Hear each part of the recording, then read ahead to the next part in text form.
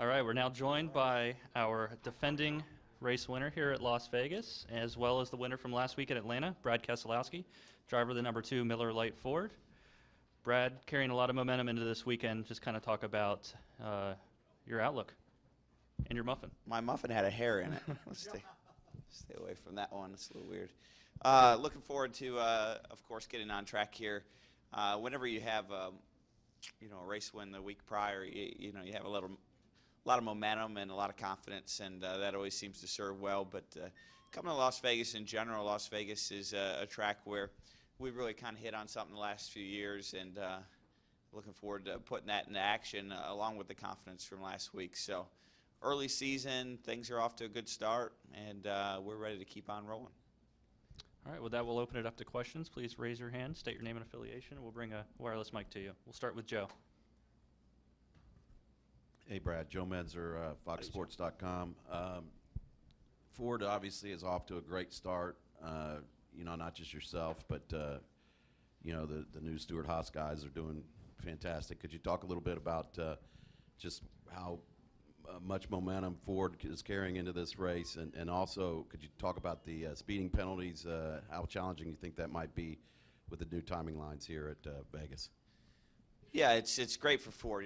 They're putting a lot of time and money into the sport of NASCAR, and to be rewarded is something that you always want to see when someone makes an investment. So I'm happy for those guys. They've really brought in a strong leadership group that embraces motorsports with a passion from the very top with Mark Fields and Joe Heinrichs, and down the ladder with Raj Nair and Dave Perizak and Mark Brushbrook on the NASCAR side. So that's really showcased some results over the first 2 weeks of the year. But it's a big ship, and the investment was made probably a year or so prior with a lot of different things. And the most visible, of course, is bringing in Stewart-Haas Racing, but there's more to it than just that. But it's good to see the results, and it's a sign of reward for the investment. But we can't just take it for granted. We got to keep going, and we got to keep working and put in the efforts to go with it. So I think there's a right leadership team in place right now that really understands motorsports to continue to do so. So it's a good time to be aligned with Ford for sure. As far as the pit road speeding and that kind of stuff last week, it's going to continue to play out as a storyline. But I think that's one of those things where everybody just kind of learns the new boundary, and then they get settled in, and it kind of goes away. Okay, we'll come over here to the right to Woody.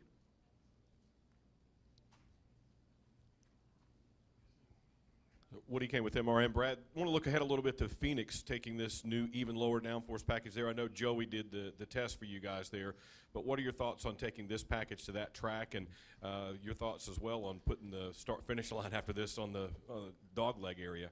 Well, it'll be really interesting to see the track when it's redone with the start-finish line. I'm not sure how that's going to work, but I guess there's some smarter people than I that have been working on it. So. But Phoenix in general has been a track that I'm happy it's coming with a different car, because we haven't been very good there. It's been a track that we've struggled with, and we're hopeful that we'll hit on something new and better. But my teammate Joe Logano obviously won there last fall, which was really solid. He had a great day.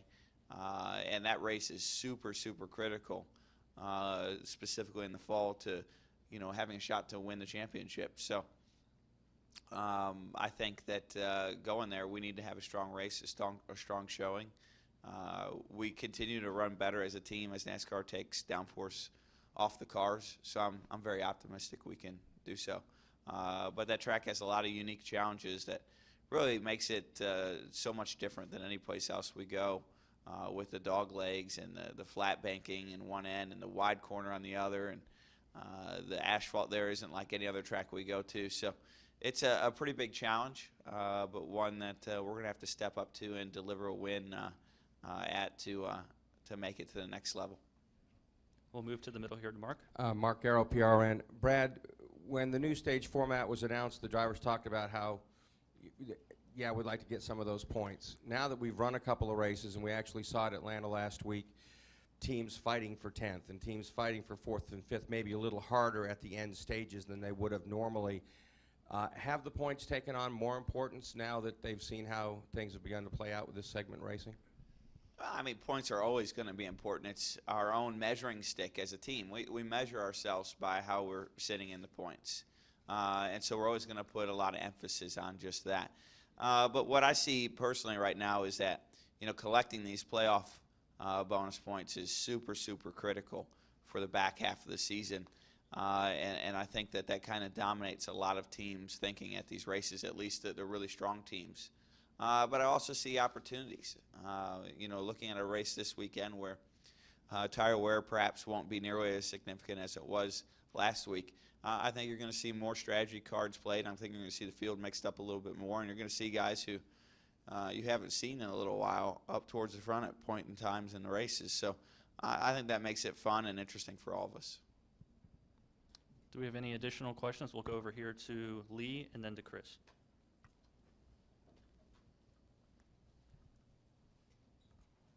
Lee Spencer, motorsport.com.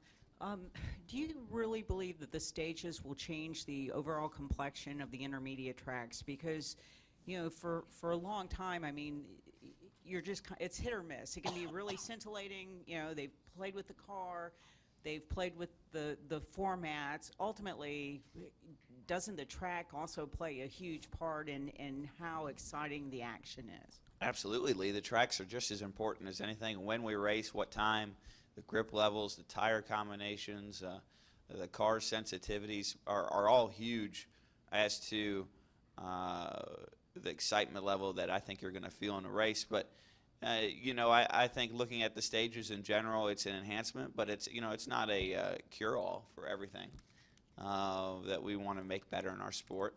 And I think, or I sense at least, that a lot of people within the garage understand that there's other areas that we can continue to work on.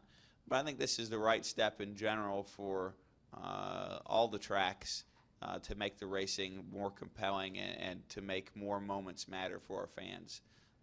But I think we have to be careful labeling it as kind of the end-all, be-all, because I think there's still more work to do.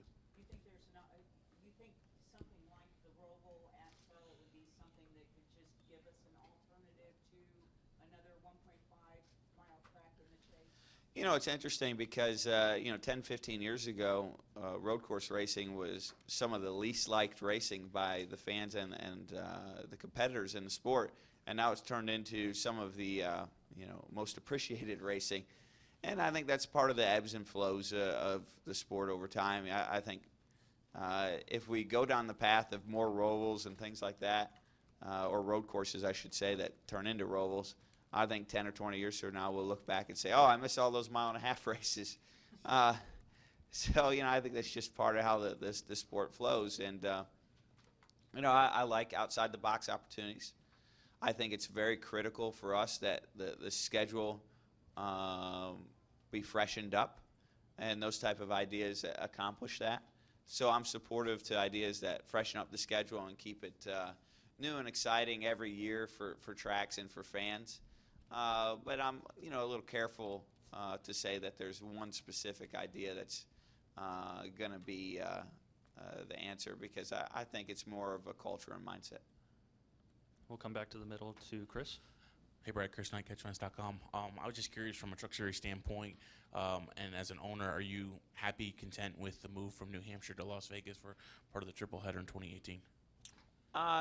Yes and no. It's cheaper for us as a truck series team for triple headers. So whatever cost there is to go out west compared to going up to Loudon will easily be offset by the personnel and other costs that we're able to shed when we race out here on the West Coast by being able to run as a triple header. So I think it's kind of a net even in that way. But at the end of the day, if more fans attend and it's a bigger spotlight for the sport, then that's an overall gain that would offset any loss there would be financially. The most important thing that we can have for the sport is to have communities that embrace us, both with funding and with attendance. And this community has shown that it feels that way and that it wants us, and I think we have to embrace that. Do we have any additional questions? All right, Brad, thank you for coming in, and Thank you. good luck this weekend. Have a great day, guys. Hope to see you again.